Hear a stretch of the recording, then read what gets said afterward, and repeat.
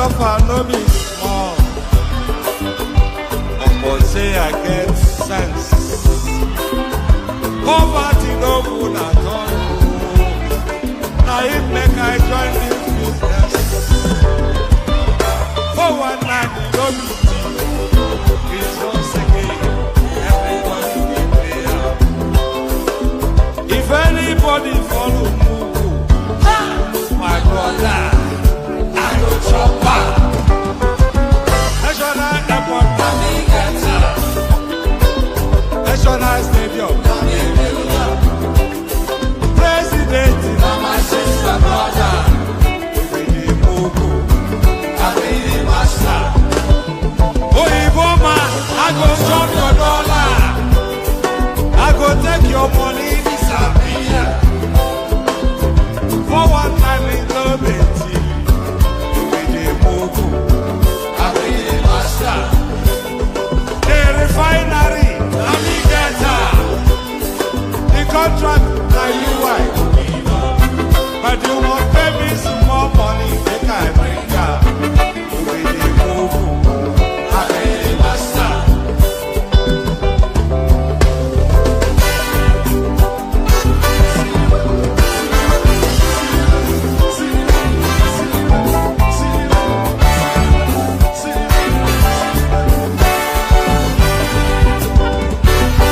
When do you go play one?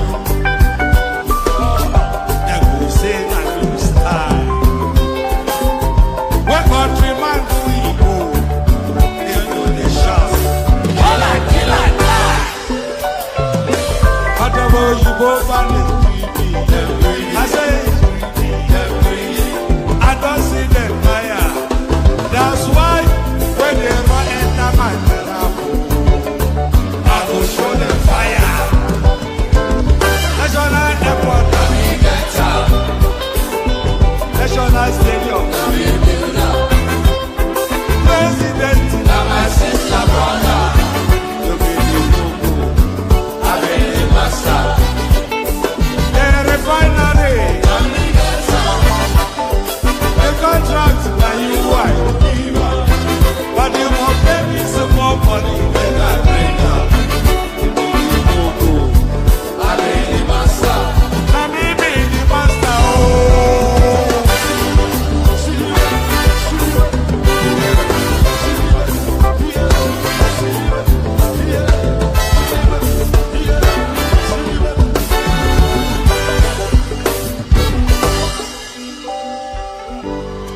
I hear you. And there it is right there. You be the Mugu, I be the master.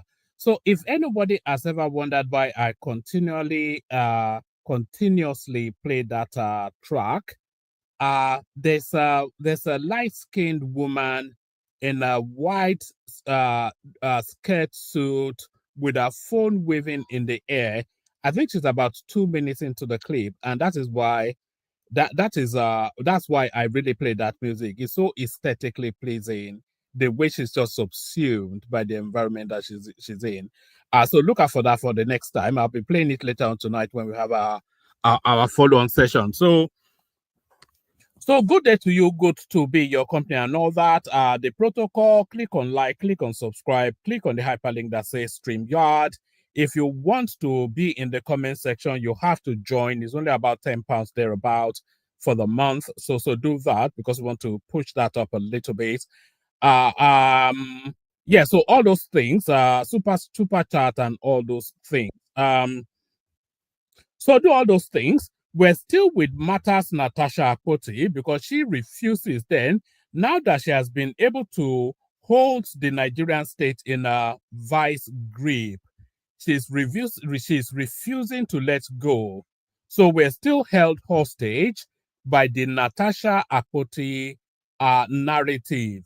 And all the grisly goons from the back of beyond, all the creature of not so comfort elements from the deepest depths of the back of beyond, they are coming out now to resurface with their bulging eyes and their fanged claws. So I'm talking, it'll be Ezekwesili, I'm talking some random lawyer that is now wearing a funky glasses. They are writing. So all the usual suspects are now aligned yet again to howl at the moon. So howling at the moon. So like, share, subscribe, all those things. We launch straight into it. It's still actually, I was going to do this video yesterday, but of course, our life got in between, so I wasn't able to do it. But the inflection then of the video that I was intending to do yesterday has changed about 360 degrees just because of events that have superseded where that video was yesterday. So we're still within that broad theme space, but with a totally different inflection now, because matters have progressed. So matters have progressed. You all saw what happened yesterday. So I'm not going to take you through then the whole of the happenings in the Nigerian Senate yesterday, but we'll progress it now to where the conversation is. And we pick it up from this point. So this is a reaction session, as the more ardent followers of this platform know that the afternoon sessions, often instances, is a reaction video. So we'll be reacting to what's happened subsequently within the last 24 hours. So we pick it up from here.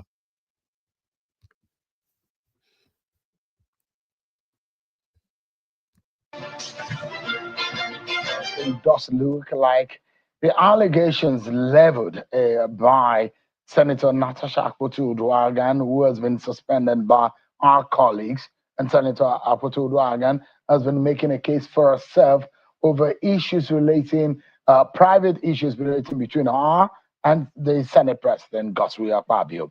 So there was the Senate Ethics Committee who sat on the matter today, and it does look like things went awry when Senator Nwaebonyi, who is a spokesperson of the Senate, the deputy spokesperson of the Senate, and Dr. Obi Ezekwesili, one of those who are supposed to be a witness in that matter at a public hearing.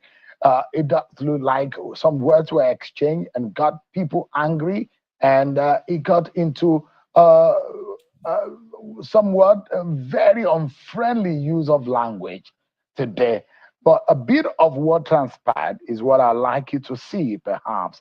Those of you who have come across some of this, you might be able to have a glimpse into what really happened today.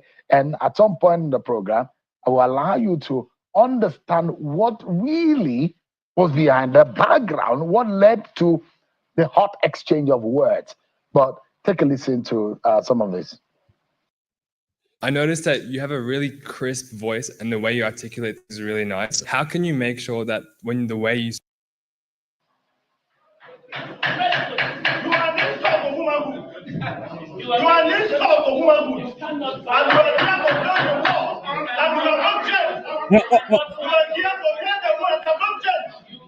All right, I'm going to fast forward it a bit just to manage the time. We've all already seen this, the exchange between Senator Nwaebonyi and the Peter Obi acolyte Obi Ezekwesili. So we fast it forward to pick it up from then where the senator addresses the matter. Another video, a portion of these that I'm going to play to you earlier, because those who will be wondering what exactly caused the odd exchange of words.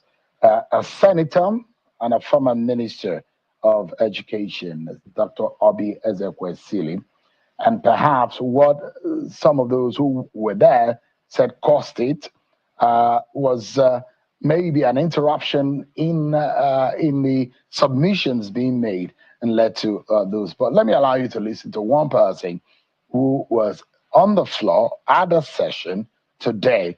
It's an advocate of Nigeria, Mr. Monday Ubani, who is live for us here in our studio. Thanks so much, Leonard Sick, for joining us tonight. Shegu.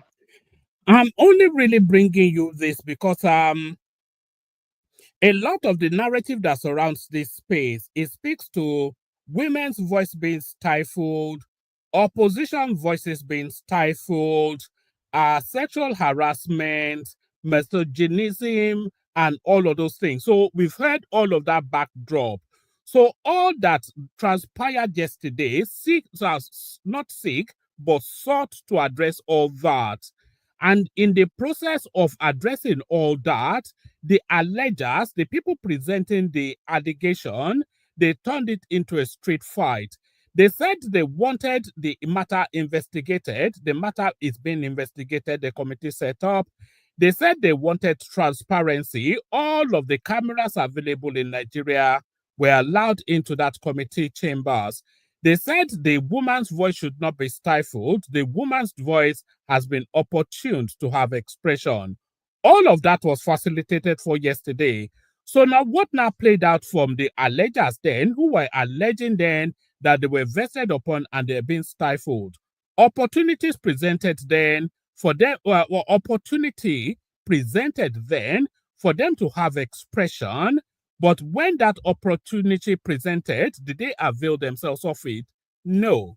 They turned it into a street fight because, of course, they did not have any confidence in the veracity of what they were alleging. All they wanted to do was to mudsling, cause ruckus within the Senate and the wider society, and just have a general street fight. So they came there with the intentions of having a street fight. And as much as that Senate committee tried to streamline everything into a due process, they were insistent. Obi Ezekwesili, the lawyer in presence, the motto packed out that they are commissioned to be the petitioner.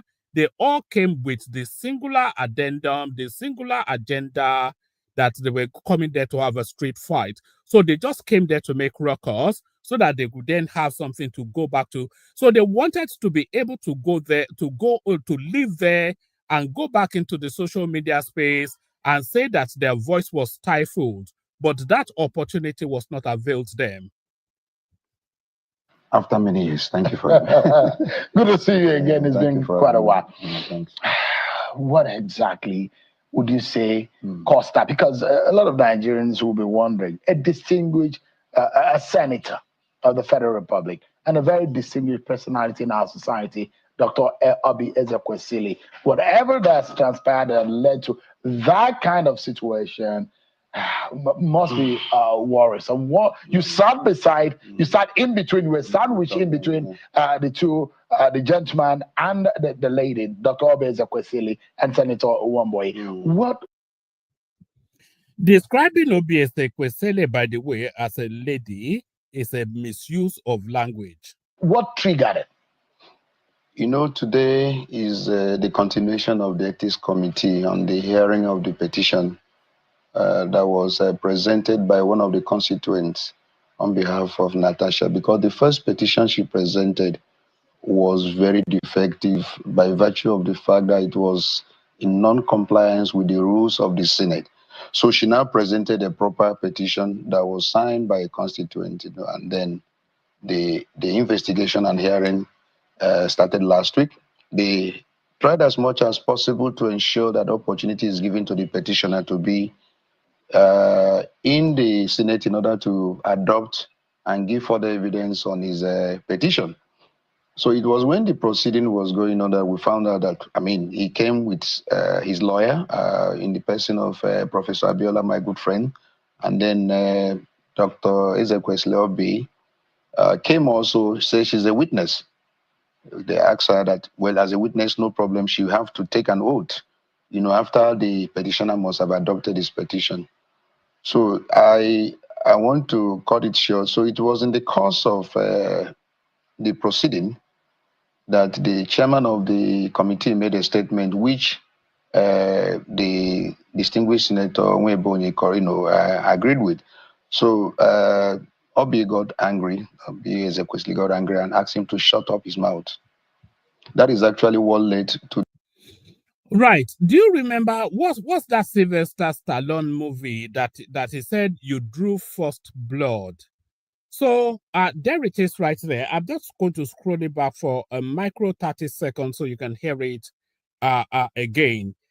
Senator Nwaebonyi was having an order of procedure conversation with the president, not with the president, he was having an order of procedure conversation with the person presiding over that committee in order to have an insertion into the conversation. So he was having that conversation, and when suddenly Obi Ezekwesili, the Peter Obi acolyte, she suddenly piped up and told him to shut up.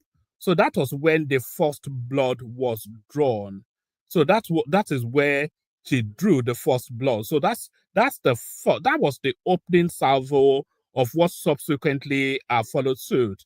And by the way, the person, Senator Nwaebonyi, that Obi Ezekwesili is telling to shut up, and then she added on, there was a follow-on to that shut up, by the way. There was also "you big fool."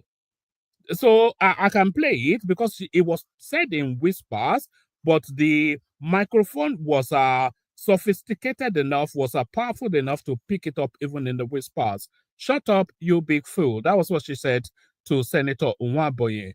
So now, who is she saying shut up, you big fool to? Senator Nwaebonyi is not only a Nigerian senator, that's one, sitting in a Nigerian Senate complex, that's two, and on an important committee, that's three, is also the deputy chief whip of the Nigerian Senate. So you come into his space where he is high up within the hierarchy, and you say to him, "Shut up, you big fool." So that was when the first shot was fired. Which the distinguished Senator Nwaebonyi agreed with. So Obi got angry, Obi Ezekwesili got angry and asked him to shut up his mouth. That is actually what led to that altercation. It was Obi, I'm a Christian, and one of the things I desire in life is that I must make heaven, and that is the truth. And I wouldn't like a situation where somebody will want to come and lie against any person. Obi herself made a very uncomplimentary statement, against me as a person. But being a man, I didn't respond. I didn't even look towards that direction. I felt that. I have to say I disagree with this guy. It's not a matter of being a man. Nobody should be vested on a. It's an attack, almost a physical attack. You feel physically vested upon when somebody is publicly trying to undermine you. So irrespective of the gender of that person, you feel as though you've been punched in the face. Imagine you are in an office complex. Offices usually open plan now. Somebody that has a managerial position just makes a sabic quip about you, and then you could see everybody react as their face creases in somewhat of a smile. So you feel physically assaulted. So you can't say as a man, I have to take it. No, you are not compelled to take it. Nothing obliges you to take it, and nothing entitles anybody, male or female, to vest upon you either physically or verbally. So forget that I am a man, I have to take it. So let's carry on. That maybe, she's angry, concerning this matter. This matter is a bit people are emotional about it and all that. Rationality has taken a flight. They don't want to look at issues from the rational point of view. No problem. But the point is, when this proceeding was going on, it was obvious Ezekwesili's interjection and asking the distinguished senator to shut up his mouth that actually provoked the man. People react to issues differently. Maybe I would have taken a different, but he felt that she shouldn't speak to him in that way. So that's what you see. Of course, Nigerians won't see that. Already, I heard that they're very angry with the senator that he was bullying Obi Ezekwesili and all that. I was there. I was trying to even calm her and said, "Madam is all right." And then even the senator, because for me, that was not necessary. They have a petition, and they have come to. So this guy is too polite for the purposes that is there for. It's not a matter of that was not necessary. That was rude, that was loutish, and that was crude. For you to tell a senator, a sitting senator, a high-ranking senator with a title of hierarchy, to tell him to shut up, you big fool, it's not a matter of it's not necessary. It was downright rude. Present, the world wants to know what is the petition allegation against Senator Godswill Akpabio, and they should come now and present it, and they are being given that opportunity. So the issue of now, bringing quarrel and creating scene and creating all that content was not necessary. To be clear, Senator. I don't quite think that this particular chappie is clued up in what's going on. The whole essence of them being there was to create a quarrel, you know, because if they had adopted the affidavit that they presented to the Senate, if they had adopted their petition, which of course, just to address why the Senate was particular about them adopting that petition. So you have made an allegation and you've submitted that allegation as a petition. So submitting that allegation as a petition, then you were invited in then on the basis of that petition that you've used to submit your allegation. So I think you're with me so far. So now when the committee sits, they then bring out the petition that you have submitted. Before the committee sits, by the way, they will swear you on oath to bind you then that anything and everything that you say within that sitting is the truth as far as your recollection and understanding is. So you are bound by oath. So having them been bounded by oath, you are then presented with the petition that you, not them, but you submitted, and you are invited then to adopt that petition. So what does that mean, adopting the petition? To adopt the petition then is to say that I submitted this petition and I stand by what the content of this petition is as a true understanding of my understanding of the position of the matter at hand. So that is why you have to adopt the petition. The invitation to adopt the petition is essentially a false stance, inviting you to stand by your own words. And that is where it fell apart. So they were Ezekwesili and our acolytes, the motto tout that they hired to be the petitioner, and all the accoutrements that they brought, they couldn't even adopt their petition, and they immediately, from the get-go, from the kickoff, from the sound of the starting pistol, they immediately turned the whole process into a street fight. Nwaebonyi is a witness in the matter Yeah, here. at the hearing. So he was Dr. Ezekwesili is a witness in at that hearing. at that hearing too. Dr. Abiola Akeode He's a lawyer. He's a lawyer. He's a counsel to the petitioner. To the petitioner. Yes. And I'm seeing the as laid, the affidavit. I don't know if you have a copy. Yes. As laid by Senator Natasha Akpoti Uduaghan, which is titled a petition against Senator Godswill Akpabio for sexual harassment, abuse of office, and obstruction of legislative duties before the Senate Committee on Ethics, Privileges, and Public Petitions. Part of the petitions and some of the headings of the petitions include sexual harassment, abuse of office, and malice. Those are some of the segments of Senator Natasha Akpoti Uduaghan's allegations against, which was contained in an affidavit which was laid before the committee. But the lawmaker wasn't present, but she swore this affidavit and submitted before the committee. But the question here is that there was also another part to it. Now, Senator Mozoen, who is the chair of this committee, we understand now that he's going to be stepping aside. Is that right? No, I don't think that. What happened was that the petitioner was... Okay, so that was a leading question right there. So there was never any instance or any even hint of an indication from the Senate that Senator Amasuen, who is the head of that committee, was going to be stepping down. So quite why Sheun decided to say that, I'm not quite sure. Maybe that's sharp journalism, I'm not quite sure. We give Sheun the benefit of the doubt because there's an honesty to how he practices his profession. We wouldn't give Rufai Oseni or any of the raw meat eaters on Arise TV the same benefit of doubt, but we'll give him the benefit of doubt. But there is no indication that the Senate, the committee leader, Senator Amasuen or Imasuen, whatever his name is, was going to step down. The Senate never said or indicated that. So why he's inviting commentaries on that. I would say I don't know, but he's trying to prod to get something out of him. So there are no reasons why the leader of that committee, the chair of that committee, should step down. There is absolutely no reason.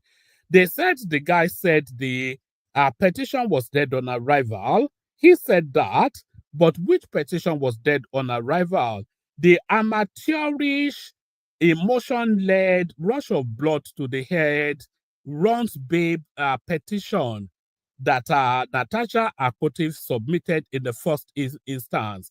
That was dead on arrival because it wasn't in conformity with how petitions were meant to be submitted at the Senate.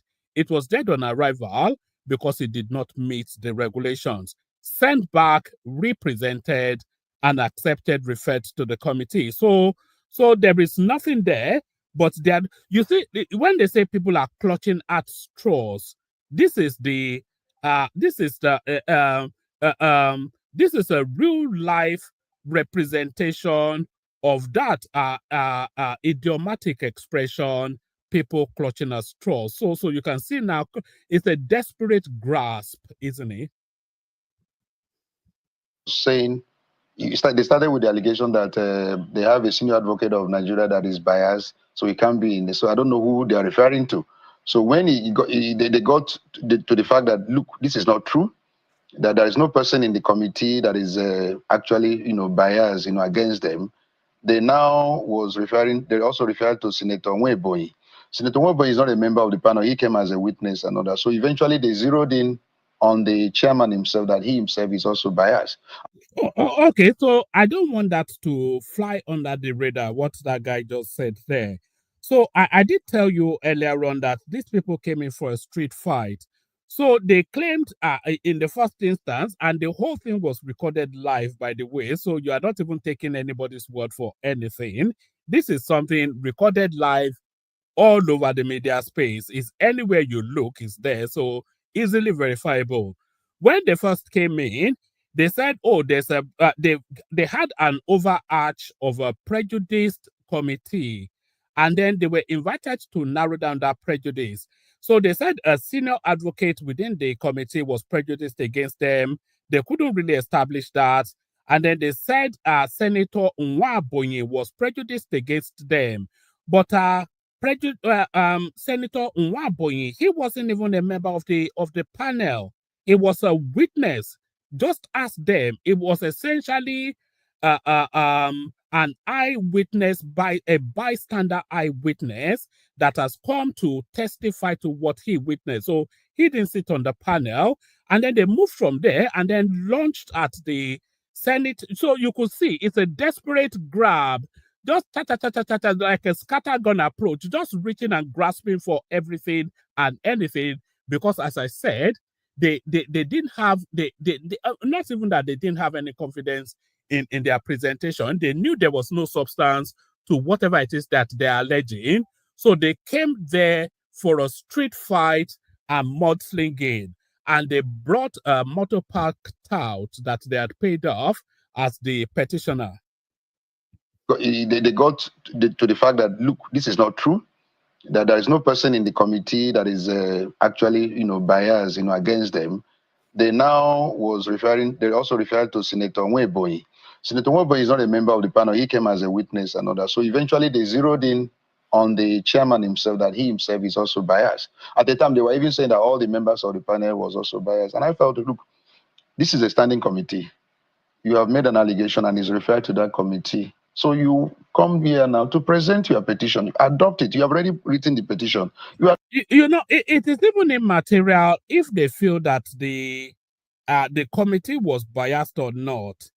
The reason why I'm saying it's immaterial is that every news platform within the Nigerian space and internationally, by the way, because Natasha Akpoti, of course, she's internationalized the whole saga, because Nigeria is not sufficient enough a space for her to play runs girls games. So she's internationalized the thing. So every camera known to mankind is within that committee space. So whether they are biased or not, everything plays out. So because there's a sequencing to logic and there's a broad understanding of due process, and everybody is watching the whole process with beady eyes. So whether they are prejudiced or not, the cameras will play it out however things play out, and it will be established then if the case had veracity, one, or if the panel was prejudiced, two. So it is not down to them to make the determination that there's a prejudice. No, it's not within their gift. What is within their gift is to say, this is what we are alleging, these are why we are alleging it, and we demand justice be done. And then a counterweight narrative from whoever is opposing it, and then a balanced stroke. All of that process captured on camera. So they had no room to run. They just came there to create ruckus, to create chaos, to create dramas that they can go and play out on Arise TV and the usual watering holes. Adopt the petition and then expatiate, because you, the petitioner, must have been explained to by the person who swore the affidavit, that is Senator Natasha, that this is the facts. These are the facts and all that. Then you will be in a position to say something and then call all your witnesses. That is the proper procedure.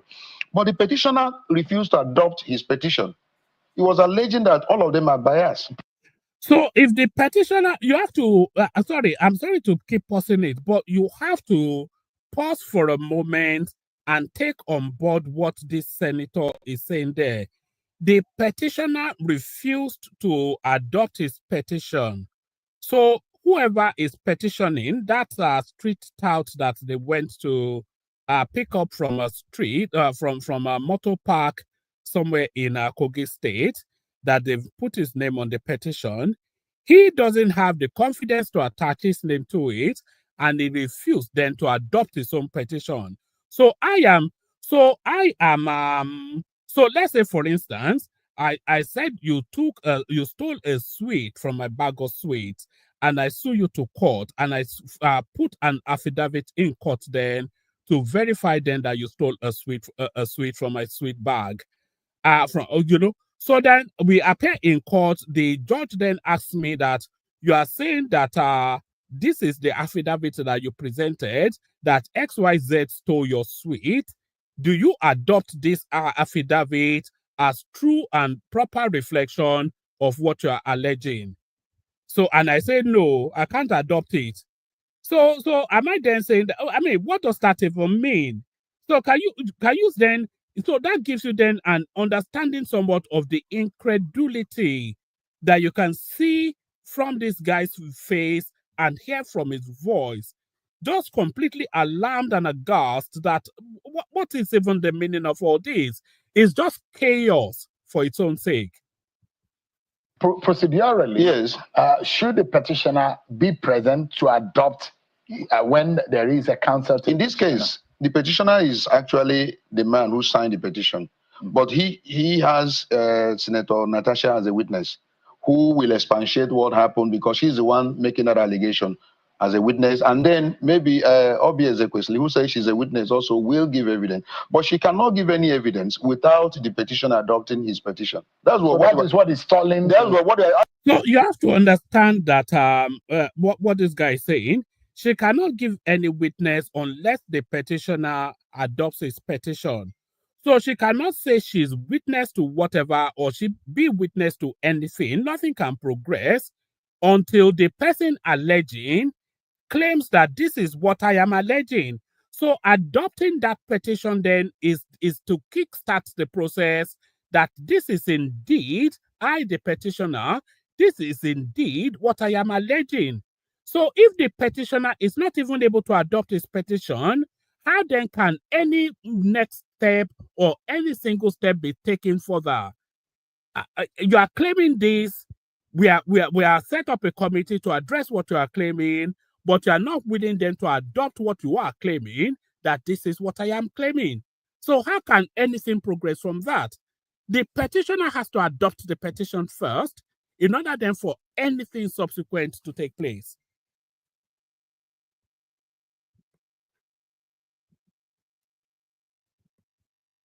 Or Natasha as a witness who will expatiate what happened, because she's the one making that allegation as a witness, and then maybe Obi Ezekwesili, who says she's a witness, also will give evidence. But she cannot give any evidence without the petitioner adopting his petition. That's what. So that is what is stalling. That's what they're asking. Adopt your So petition. was the petitioner present? He was there. The young man was So there. why was he not able to? He was alleging bias, and we are saying, look, you have brought this petition before the Senate. And the Senate has referred this particular petition to a committee, a standing committee. They cannot constitute an ad hoc committee to hear this matter. It's already a standing committee. So you go ahead and... Just so we're clear what is going on here, because we cannot give these people any room to maneuver. Natasha Akpoti created an ugly scene within the Nigerian Senate, brought the House into disrepute. She was referred to a disciplinary committee.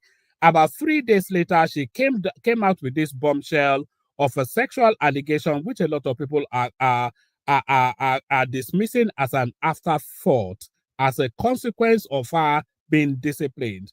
So she makes the sexual allegation, the sexual harassment allegation, but nevertheless, even though there's incredulity and a disbelief around it, processes still has to be gone through. She's then asked to present that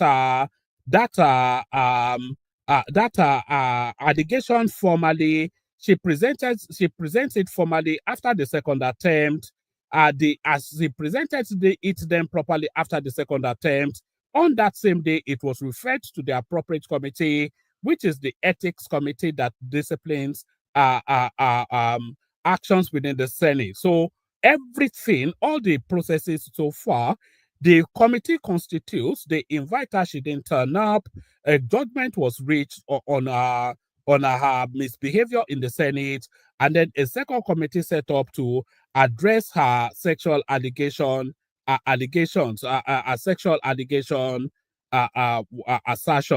So now, so that's where we are now. So the committee set up, the committee sits, the committee starts the process, invites then who was then petitioning on behalf of Natasha to adopt the petition, and then they turn it into a street fight. So every single step and by the way, cameras were invited in for reasons of transparency at the request of the obedient Akpoti space. So everything, so they are not leaving them any room to run to. That's the beauty of this thing. There is no argument that weighs, you cannot say women are being stifled. That doesn't apply. That doesn't gain traction. You cannot say that opinions are being stifled. That doesn't apply. That doesn't gain traction. You cannot claim that an allegation was made but was swept under the carpet. We've all seen what played out, a committee, a full room of eminent people addressing that. So that doesn't gain traction. You cannot say that they're not allowing you hearing. They invited you to speak. You said no. So that doesn't gain traction. So the whole thing, their whole hub, the whole thing that they're hinging it everything on is just some visceral noise making, some dog whistling to tribalism, unzobuism, and chaos street market fight. And that is their whole strategy. But even within that strategy, they're not allowing them movement. Present your petition. And, call your witnesses. At least all the television houses were there. Because what they did is to make sure that all the media houses were there in order to witness, in an open manner and in a transparent manner what the issues are. Because all over the world, Senator Natasha has gone over the papers in the world, all over, in order to make all these allegations. And I told them when I appeared in Channel with Professor Abiola, I said, look, has she done the right thing of bringing this particular petition before an institution? There are institutions she can go to. She can go to the police. She can go to the judiciary. She can go to the Senate. That it is better you follow this particular complaint through a structured manner, which is what they did now, because they are not interested in structure. They are not interested in the veracity or truth or lack thereof. All they want to do is mudslinging and street fight. And that is what now everybody now has now identified now that is the go-to strategy of the broader obedience space, mudslinging and street fighting. In other words, unzobuism. After that, my advice, the following day, she came with the petition, but unfortunately, it did not comply with the procedure of sending, bringing in a petition. So they now corrected that. She went and did the right thing. Now that the petition is before the committee, you present your petition and then allow the respondent now to rebut or to agree with you and that was a golden opportunity, because all over the place people are asking, oh, you do carry investigation and you guys cannot kill the matter and all that. We said, look, there are procedure. The committee is going to look. Carry out an investigation. Do not kill the matter. We want transparency. Those three things. So I'm going to repeat them because that is what the Akpoti obedient, raw meat eating space, that's what they've been chanting, not just within the Nigerian media space, but all over the world. Carry out an investigation. Do not stifle the matter. We want transparency. Those three spaces. So carry out an investigation. A committee was set up to do that. Do not stifle the matter. The matter not being stifled is being addressed, as we can all see. We want transparency. Cameras and members of the public allowed in. So everything recorded, broadcasted globally. So all of their run-to spaces has been covered. So with all of their run-to hiding places now covered, now come out now and present your case. And they turn it into a street fight. Look into it, and everyone will be given an opportunity to come and expatiate whatever the allegations I are. imagine that this is not even a judicial panel. This is not a quasi-judicial panel. Yeah. This is somewhat an administrative panel between. And by the way, it's not quasi, it's quasi. In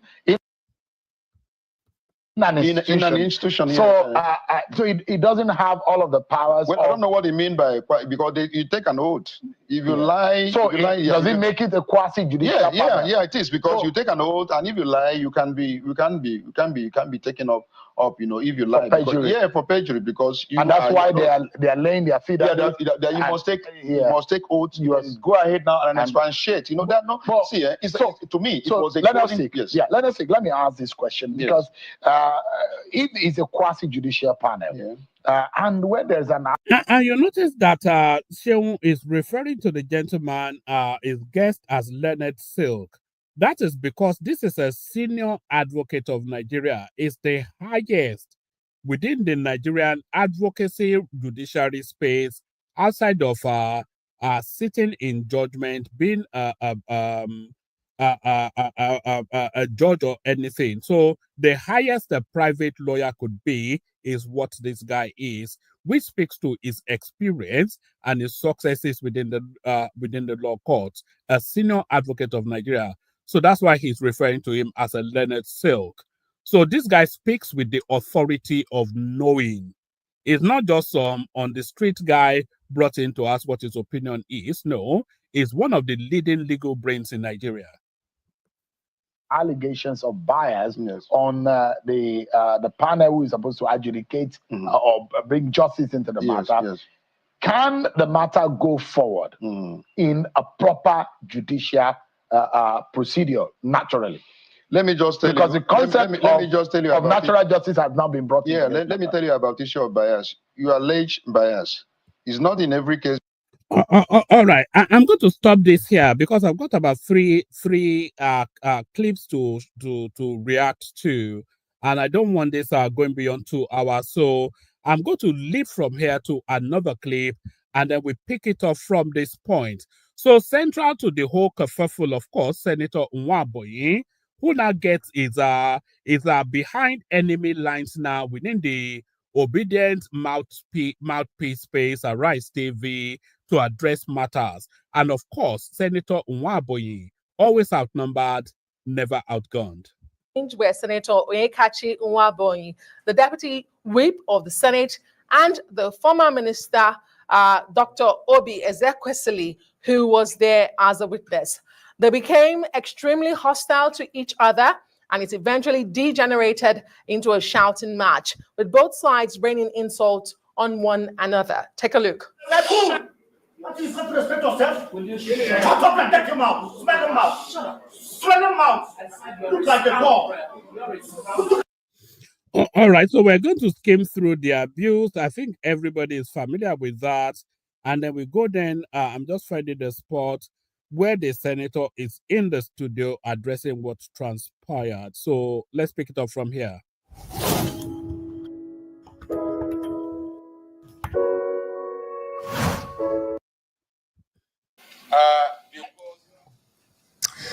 Well, we'll speak to Senator Nwaebonyi in a few minutes. But first, let's take a look at what Dr. Ezekwesili had to say a little earlier on Prime Time. Senators still insisted that, in fact, the word they used was. And by the way, this gives you a rare insight into that obedient mindset. Everything that Obi Ezekwesili addresses now in this interview with Charles Anyagoli are things that played out in public glare because they were recorded. But what she's now going to present now is a spin, which is an elegant way to tell you that it's a tissue of lies. But watch this. Listen closely to what she says and counterweight that to what you heard in that now all over the place video of what transpired at the committee. We were serious. We do serious things here. We don't have time for unserious things. At which time I had my hand up and I said, I actually think that that's a wrong use of word. We are not unserious people. Actually, apologies. I haven't said all that. I'm actually going to skim through all this because I'm more interested in. You can go and watch this on Charles Anyagolo at your leisure. By the way, she just tells a tissue of lies to Charles there, running contrary to what we all saw in public glare. But what I want to react to is the interaction between Senator Nwaebonyi and the obedient Arise TV presenters. Well, Dr. Obi Ezekwesili a moment ago on Prime Time with Charles Anyagolo, and for fair, balanced report as we do here on the Rise News, let's bring in Deputy Chief Whip of the Senate, Senator Onyekachi Nwaebonyi, for his response. Senator, you heard her account of what happened today. You were already provoked before she acknowledged she told you to shut up. I was not provoked. Provoked by who? So what happened? Well, the facts speak for itself. You watch the video and you can see what led to the altercation, and which, of course, at the end of the day led to the. And by the way, going through with that street fight theme, you will see then the Arise TV presenters trying to maneuver the narrative into a totally different space where they have comfort and where they can launch at the space. They want to maneuver the conversation to women's rights, to misogynism, to abuse of power and all of that. But like I said, Senator Nwaebonyi, always outnumbered, never outgunned, smarter than 10,000 of them. Vulgar abuse from both of us, because respect is earned, is not commanded. If you respect me. So what happened? Well, the facts speak for itself. You watch the video and you can see what led to the altercation, and which, of course, at the end of the day led to the vulgar abuse from both of us, because respect is earned, is not commanded. If you respect me, I respect you.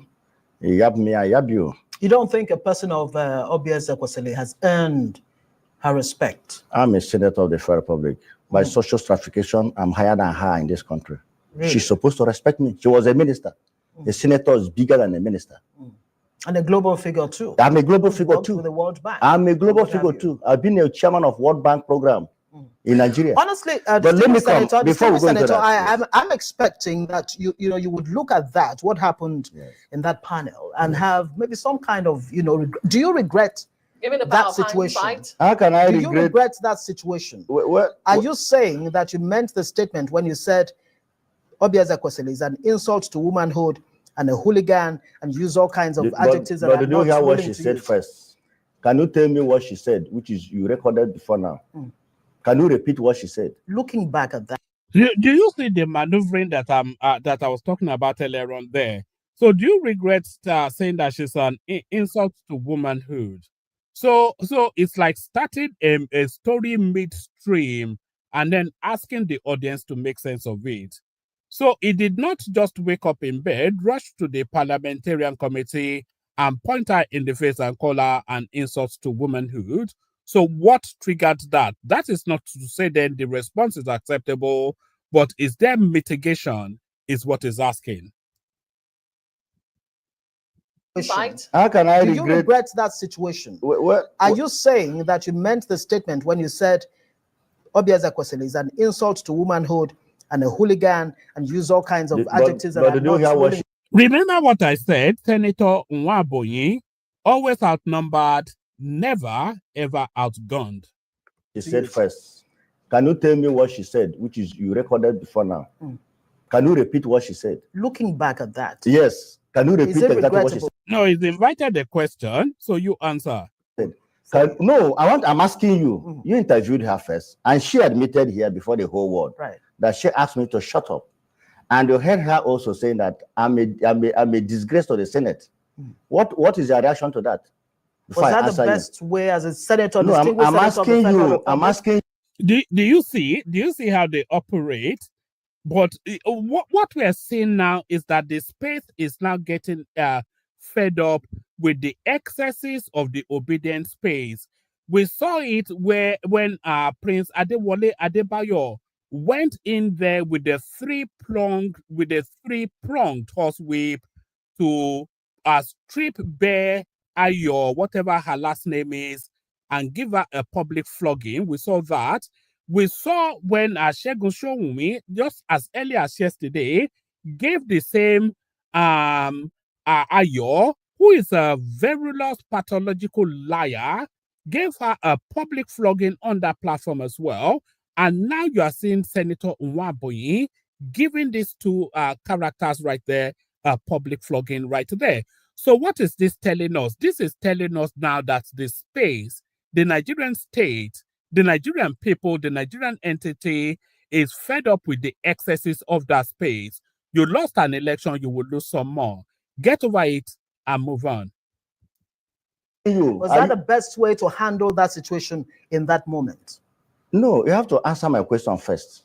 No, I'm here to ask. Is it good, that statement, is it good from her, former Minister of the Federal Republic, addressing a sitting senator, a principal officer of the Senate, inside the Senate building, that I should shut up my mouth, that I'm a disgrace to the Senate? I want you to react to that first before I answer you. All right, Senator, because of one. So now that they have been cornered, they want to move it to yet another space that does not, they want to internationalize and broaden, they want to societalize, if there's such a word, they want to societalize this word and speak to a wider societal malaise, using this as an example, but this doesn't fit into the space that they're trying to slot it into. So this is desperate politicking and desperate journalism that you're seeing now. So having defeated them in their first go-to, they move to another space, and of course, outnumbered, not outgunned. Nwaebonyi, the cult of Nwaebonyi, I'm the first adherent, I'm the first worshipper now. We have to create a religion, and that religion is Senator Nwaebonyi. Tinubu must make use of this guy because it's a, you know why this guy is so potent? Anyway, let me not say that. Let's just listen. I have to react to that. I have absolutely no. Then forget about it. Let's move this conversation forward, Senator. Dr. Obi Ezekwesili admitted she told you to shut up. She also said you were provoked. By who? Already. Well, she can't speak for me. I was not provoked. And that's why I'm asking you the question. Now, let me lay a background. Great. Let me lay a background. Yes. We are here for fact findings. What happened was that we were all there. So that is where the senator is. They are not there for fact finding. They're there to dog whistle. They're there to obfuscate. They're there to misdirect, to send red herrings, and to feed raw meat to their followership. So they're not. It's a fact averse sort of a platform, Arise TV. A fact is anatomic to that platform. Facts, FACTS, they're the kryptonites to Arise TV. to prove our cases. She was for the complainant, which is Senator Natasha. They were called upon at the first instance to be on oath so that they can testify. She said no, she can't be on oath. The same thing with the lawyer that she came with. At the end of the day, I now said to the presiding officer that if they are not ready to go on improving their case, that we are ready to put up our defense, because they have also served us with a petition, with an affidavit. And I was addressing the presiding officer. I was not addressing my sister, Ezekwesili. I was addressing the presiding officer. If what I'm saying is out of point, it is the presiding officer that will rule me out of order, not a co-witness like me. So that is what I'm saying. Respect is earned. She has no right to talk to me. And to talk to me in that way, for me to shut up my mouth, it means that she's not mature. Okay. She got to her level by asking. The question is, within the Nigerian and African paradigm, when Ezekwesili told the guy to shut up, you big fool, is it within his right to have gotten up from his seat and given her a dirty slap? Accident. Senator, because she's not And here I to now maintain my defend stand. herself again, Senator Nwaebonyi. She has admitted publicly, and having done so, I commend her. And I must tell you, I regret my choice of words to her. That's because fantastic. she's old enough to be my mother. Great. So that's him just pandering right there. He doesn't regret anything. She's old enough to be my mother. And But like I said, yeah. it is an action that brought up my reaction.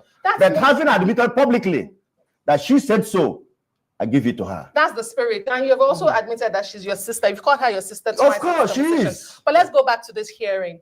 This hearing was about a fresh petition from Senator Natasha Akpoti, but it ended abruptly because of a shouting match we saw earlier. No, unfortunately, it's not true. You didn't watch to the end. So what happened? They had a ruling.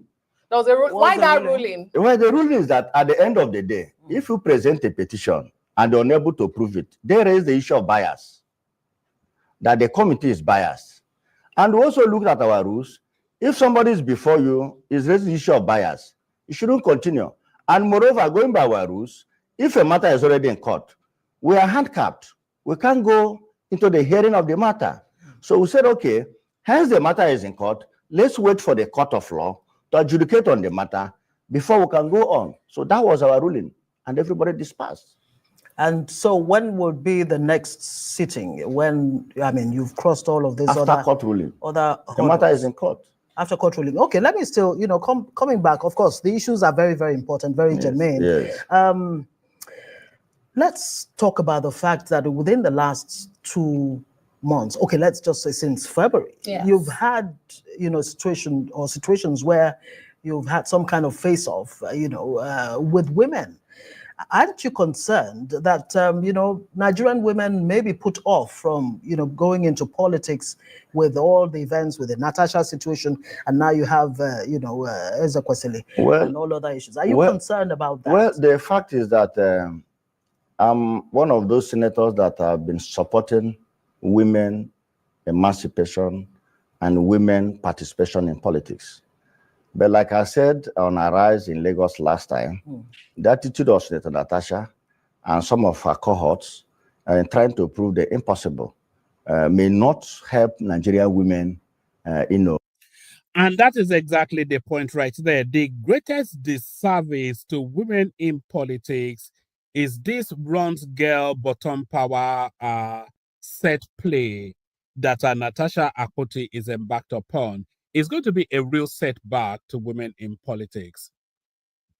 In politics, because nobody, no man, as I speak to you, I'm a very open person. No man will be willing or bold enough to appoint a woman to be close to her in the office because of likelihood of raising false alarm, just like Senator Natasha. And that goes to the past of Senator Natasha. This is the same woman. You're concluding there's a false alarm. It's a false alarm. It's complete falsehood because I was there on the alleged date of 8th day of December 2023 when the alleged sexual harassment took place. I drove with Senator Natasha. I was the closest person to Senator Natasha because the husband is my friend. We drove in the same vehicle from Victor International Airport to the house of the Senate President.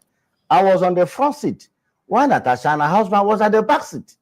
When we go to the house of the Senate president, we were entertained by the Senate president with the wife and the children, with over 20 senators. There was never a time the Senate president harassed.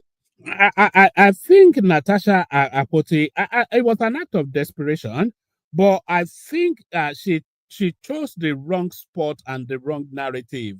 In a room full of people with the guys present, that was where she claims that he was grabbing her ass or whatever she's alleging. So if she had to redo it again, she would pick a different narrative, but she's not locked into this narrative now and she has to defend it. A room full of senators, her husband there, the man's wife and children there, and that was where she claims he was grabbing her ass. Harass the Senator Natasha sexually. That is just my annoyance. I was there till the end of the day. At 12 midnight, we all sang Bedo's song, in honor of the Senate president. And at the very end, I drove in the same vehicle with Senator Natasha and her husband back to 4 Points Hotel. There was no iota of sexual harassment, either from the Senate president or from any other person. So you were with them all of 24 hours? True. 24 hours of the day? True. In the morning, I woke up with the husband. We had a walk around the hotel. There was no such issue. On the following day, she made a tweet in Twitter commending the Senate president, thanking all the Senate, because she was about 2 months old. She was even afraid of coming to the Senate president. She was very new in the Senate, so she was still learning the ground. So that's why when I speak on top of my voice. Even because the this is hands, even the holding there of was hands. nothing like that. That was. She did say they walked ahead of others. Were you also there when they walked ahead of others? I was there. She was always with her husband, holding hands with her husband. And let me ask you, who is that man that will toast another person's wife in the presence of the husband? In your family house.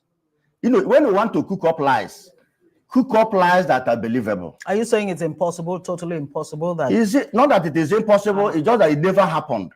And she knows that. Let me tell you. Do you know the cause of this false allegation? Because she lost a committee chairman on local content, which she may, for her reasons, very comfortable with. And she called another senator, telling the senator that he should tell the Senate president that if he fails to return her as chairman Senate Committee on Local Content, that she's going to cook up an allegation against the Senate president.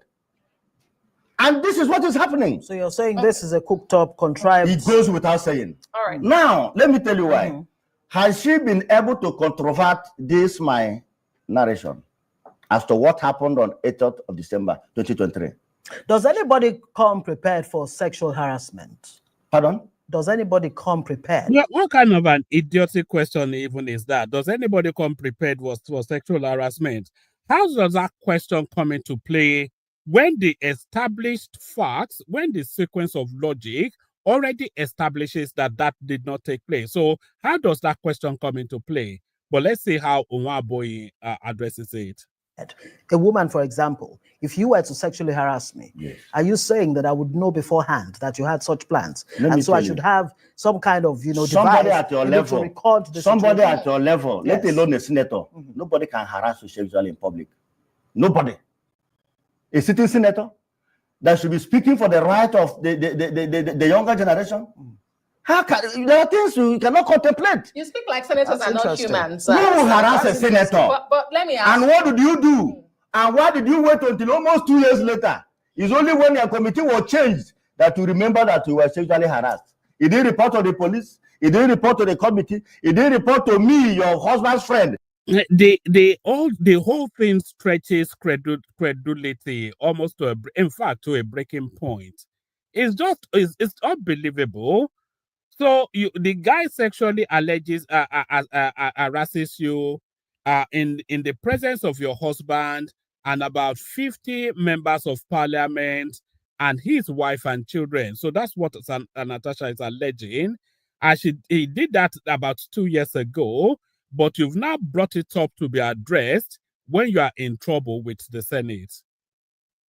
And that's the sequence of events. So there's even nothing that I've said there that can be argued with. What Natasha is saying, that they were invited to Uyo by the Senate president to come and celebrate his birthday. She was there with her husband. Senator Nwaebonyi is telling us he was there, rode in the same car from the airport with Natasha and her husband to the event, was with them all the way through, as along tens of other Senate members as well. The hostess, the Senate president's wife, was there. His children were there as well to meet with the VIPs that have come to their house. So the whole house then will be about 40, 50, 60 people. And in the midst of all of that, that was where that was where Akpabio was grabbing Natasha Akpoti's ass, according to her, in the presence of her husband and 50 other people. That's when he was groping her. So it stretches credulity beyond reason. So it's a desperate lunge, isn't it? She got a rush of blood to the head because she's been humbled in the public glare. She then lashes out in the manner that runs girls' bottom power lash out to go to sex. But now this is backfiring on her. The committee set up, they turned that into a street fight. And that is where we are. That was with you that night. That was with you the following day. For 3 days, I was with you. Senator Nwaebonyi. But I have a question. I mean, Ngozi had earlier raised public perception, particularly for women and the Nigerian Senate. And we've heard a lot of senators speak out about how this particular controversial matter has put a dent to the image of this Nigerian Senate. He has not put a dent but on the your image colleagues, of the Senate. He has put a dent on the image of the blackmailer, Senator Natasha. But let's keep Lagos straight. How can you say put a dent on the Senator Nwaebonyi? It is not my words. In which way have we erred? Have we built our rules? Senator Nwaebonyi, these are not my words. You've not given her fair hearing. When she was invited twice to come and prove her case, and she absconded. Deputy Chief Whip, you've not heard my question. So I'm going to scroll it back just like about 40 seconds because I want you to listen again to what the lady in the red, in the yellow outfit said, the light-skinned lady. She said, but of course you've not given her fair hearing. So that is the sort of lies that Arise TV is now being called up on frequently, almost on a daily basis now. She's not been given fair hearing. That is a lie. Her out of order behavior at the Senate plenary that led to this whole thing. A committee was set up to address her misconduct at the Senate. She was invited twice. She did not attend. So how can you give somebody fair hearing when the person refuses to be heard? You give the facilitation for expression. The person does not avail of that facilitation. So how does what other thing needs to be done for fair hearing to take place? So the committee was set up to address her misconduct at that plenary. She did not attend. She was given 2 opportunities to attend. She refused. And then a judgment was made, suspensions instituted. She made an afterthought sexual allegation, which stretches credulity, as we've already established. Nevertheless, to fulfill all righteousness, the Senate sets up a committee to address that sexual harassment. Her petitioner was invited. He refuses to adopt his own petition. So, what else needs to be done for fair hearing to be facilitated for? And it's the sort of lies that Arise TV is now notorious for now. The controversial matter has put a dent to the image of this Nigerian Senate. He has not put a dent but on the your image colleagues, of the Senate. He has put a dent on the image of the blackmailer, Senator Natasha. But let's keep Lagos straight. How can you say put a dent on the Senator Nwaebonyi? It is not my words. In which way have we erred? Have we built our rules? Senator Nwaebonyi, these are not my words. You've not given her fair hearing. When she was invited twice to come and prove her case, and she absconded. Deputy Chief Whip, you've not heard my question. You haven't heard my question. And these are not my words. We can play the tape for you. A lot of senators have spoken to say this was a very trivial matter that escalated and has put a dent on the Senate. What type of dent? I don't know. I mean, it's controversial. What type of dent? It's your colleagues that a habitual liar the question is here lying against the presiding officer. Not only a habitual, but a pathological liar, a truth-averse sort of a person, somebody that recoils, somebody that truth gives her skin rash. You know, her skin breaks out in pores whenever the truth is anywhere near. So that's Natasha Akpoti. Officer, and they expect us to keep our mouth shut. Deputy Chief Whip. So you are not in any way concerned about public perception of the Nigerian Senate at the moment? I'm not concerned at all, because we're doing our job. Not even the perception. We're doing our job. Not even the perception, distinguished senator, that all these things are being said by the opposition. Can't you see hold on. Can't you see people behind it? Aren't you concerned too that the world may be looking at Nigerian men as condescending and bullying of Nigerian women? It's not true. We have replied her. She went to BBC. I replied them on BBC, and they have the facts. Anywhere she has gone, I've replied her, following her up to clear the coast and let the world know. Some Nigerians are asking for disciplinary action against you based on today's based on what? Yes. Based on what? In Yoruba land, we say Entobagbadiye otoshi ogbetalaroka. So listen again. Ẹni tí ó bá gbé adìyẹ òtòṣì, ó gbé taláròká. I don't even need to translate it into English. It's just really, it captures exactly. Senator Nwaebonyi is left no room at all, either for Natasha or the biased presenters, host, that is left no room for them to obfuscate, to spin, to embellish, or to misdirect. No room. Anywhere. On BBC, he will go and meet her there. On DW, he will go and meet her there. On Sky, nowhere to run. They should first ask for information against Ezekwesili for asking me to shut up my mouth. All right. For saying that I'm a disgrace to the Senate. And by the way, in the whole course of this 20-minute interaction, this Obedient Arise TV panelists, they've said not a single thing in condemnation of how Obi Ezekwesili verbally assaulted the distinguished senator. Let them discipline her first. Okay. We'll have to leave it there. Senator Onyekachi Nwaebonyi. Of course, you have to leave it there. Nowhere to run. So I'm going to play you one more clip. It's still along the theme of nowhere to run. There's just a particular theme within this clip that I want to add to the conversation. I'll send the link again into the comment section. If anybody wants a conversation, come in. If you don't, we just cap it off. It's just really, I was more keen to address this matter than anything else. So if you want the conversation, I'm happy to have it. If you don't, that's fine. We'll still do a later session. But really, we have to corner these people. And I'm on board. Without this trajectory of cornering these people, we have to corner them and place them in where they belong. The unreasonable, just ethnically charged jingoistic lunacy. Just put them in a cage and throw bananas at them. So that's what we're doing now. We're putting these elements in a cage so that we can throw bananas at them. In this matter, I'm not here. I'm not here. So this is the Senate committee. We're going back there, and this is the Senator Imasuen, the lead of the Senate, who they've narrowed them down that he made commentaries that shows prejudice. He is the one now holding sway and bringing them to right. So this is what's going on here. There's a particular point being made here that I want to add to the conversation. He is the petitioner. Remember, he's a petitioner. It's his petition we are talking about. Not some phantom thing. It's his petition. And the petitioner is speaking. Okay, so, and the petitioner, remember what he said, that he would not speak to his petition.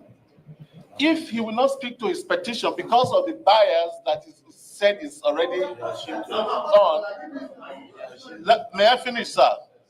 if he will not speak to the petition for the reasons he gave. We won't even hear you because there's something you're going to say because he is the petitioner. You are here for the petitioner. You are not his witness. And if you will not speak to the petitioner, there's nothing we will hear from you, ma. So let me... No, you witness to what? Petitioner said he will not speak to his petition. We are witnessing to what? Ma'am, Sophia, we've heard you. We've heard you, ma'am.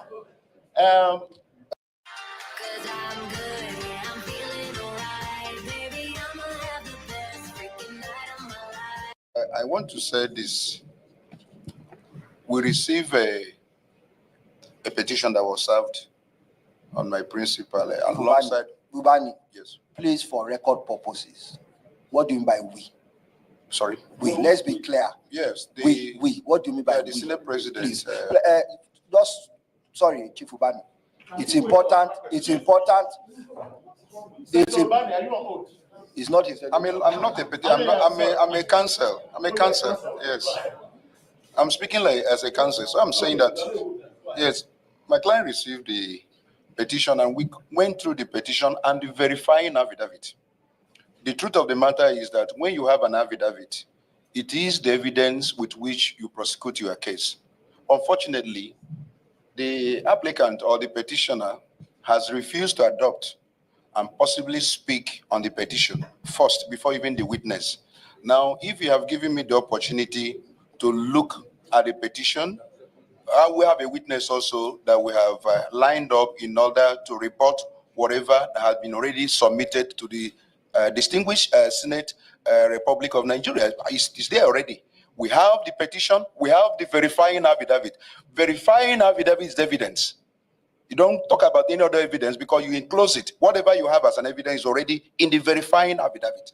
So what we're saying is that if they are not going to adopt and you want us to rebut, we go ahead and then I put the witness that we have in order to rebut whatever has already been submitted before the distinguished Senate of the Federal Republic of Nigeria. We can rebut it. And then at the end of the day, if they want to go and probably want to ask questions, they can ask any question. They have a counsel here. My colleague, who is a professor of law, Dr. Abiola, can ask any of the witness of the respondent any questions. She has a right to do that. Just as I was also willing to ask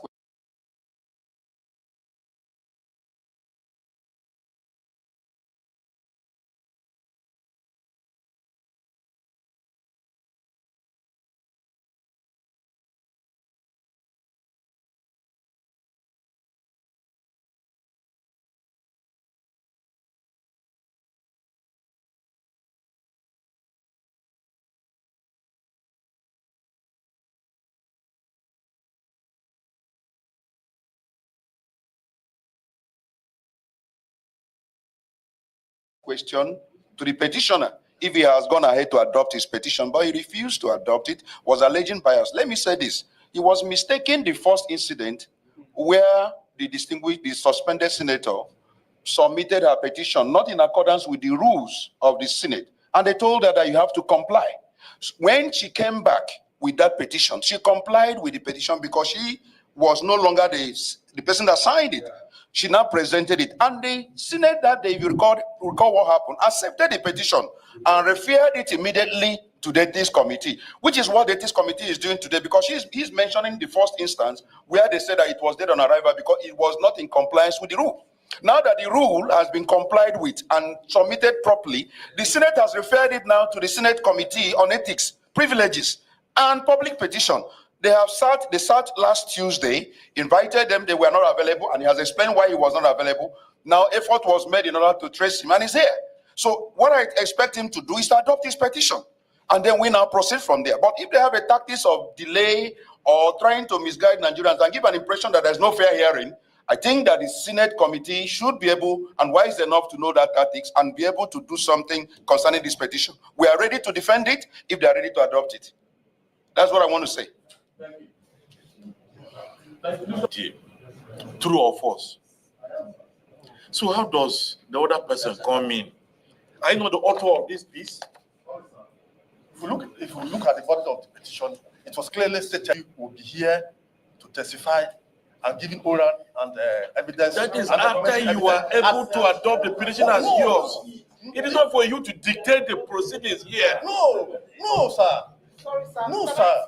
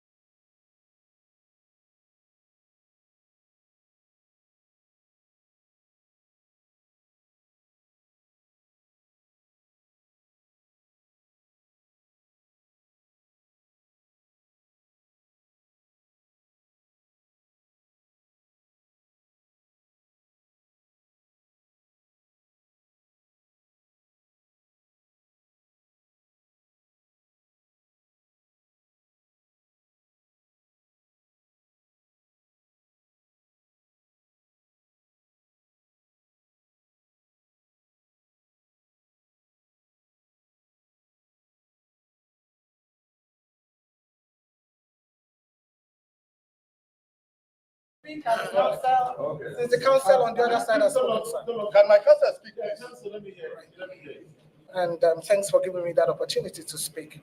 I've had the other council on this matter. Sorry, I was saying a lot of stuff there, not knowing that I was muted. I was just saying that this guy, I can't even remember because I said these things organically, so it loses if I have to repeat it. But the essence of what I was saying was that the moment in time is lost on this guy, who is the petitioner. You know, I keep saying that this guy is just some motor park tout that has been given 10, 20 million thereabout. They've bought him a nice little outfit, driven him to Abuja, and they've asked him, can you speak English? He says, I can speak it to a certain degree. So go and sit in front of these people and just shout. So that's his commission, and he's earning his coin. So that's essentially what he's doing there. So what they're explaining to him, he is insisting that he cannot proceed because his key witness, Natasha Akpoti, is not there. But what the process is trying to make him understand, but is not equipped to understand, is that even if his key witness, Natasha, was there or not, nothing proceeds unless that first step of the adoption of the affidavit is done. So the adoption of the affidavit is for the petitioner to say that this is the matter that I'm presenting before you to be addressed. So if he's not saying that, if he's not able to say, this is the matter that I'm presenting in front of you to be addressed, which is what the adoption of the petition of the affidavit does, if he's not able to do that, whether Natasha is there or not is immaterial. So it's secondary to the primary step that needs to be taken. But of course, if that place was there for 10 years, he would never understand that because he's not capacitated to understand it, because it's just some motor park tout that has been commissioned to do a job. Speak as counsel. Since the council on the other side has spoken, sir. Can my counsel speak, please? Let me hear. And thanks for giving me that opportunity to speak. I've had the other council on this matter, and I've had the opportunity of also reading the rules of the committee.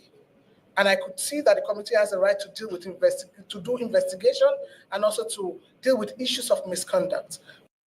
Okay, that is correct so far. And this is a PhD law, by the way, this lady here. Which is what is before you. So we are not saying that by the jurisdiction of this committee, you don't have the power, to deal with this matter. That is right so far. But subsequently, she will then go into some funk, to some foggy space to try and obfuscate matters. Because as I said, they did not come there to go through the process. They came there for just to create anarchy. So they create the anarchy and then they run back to Arise TV and try to embellish under voices being stifled. However, what we are saying is that one of the things that my client had raised is the death on arrival, which the SAN has also mentioned as one of the statements that come from the chair of the committee at a point in time. Okay, so that's where the obfuscation starts. So that matter has already been addressed ad infinitum. The dead on arrival commentary is to speak to the lack of due process for the first submission that Natasha made.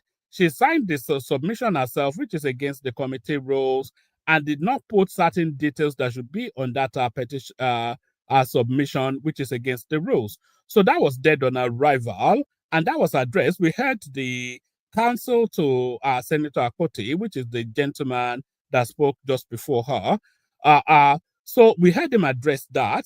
So that was addressed. So that's no longer a matter, but they're sticking to that point because, of course, like I said, they just came there to create chaos.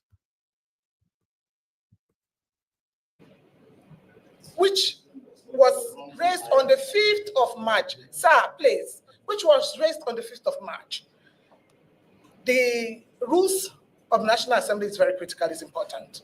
But it must also be in sync with the Constitution of Nigeria, which dictates in the real sense what fair hearing will mean and what justice, will mean for Nigerians. And that's okay, so she states that. So now what you then expect her to say then is how these proceedings run contrary to that. She's telling us that the Constitution and the rules of the Senate dictate what fair hearing is. So how does this sitting that she sat within runs contrary to that? Let's hear it. But it must also be in sync with the Constitution of Nigeria, which dictates in the real sense what fair hearing will mean and what justice, will mean for Nigerians.